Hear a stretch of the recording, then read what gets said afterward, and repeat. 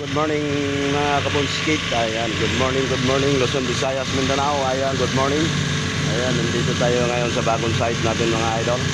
Gagawa tayo na i-prepare natin yung mga diotso nga tubo nga pampilote natin mga idol. Ayan, 100 pesos yan mga idol. Gagawin natin reducer ang dulo. Parang mabilis lang siya ibaon sa lupa mga idol.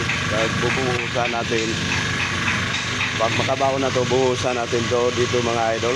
Lagyan natin ng D20, apat na D20 ka ground, naka-round yung anilyon niya.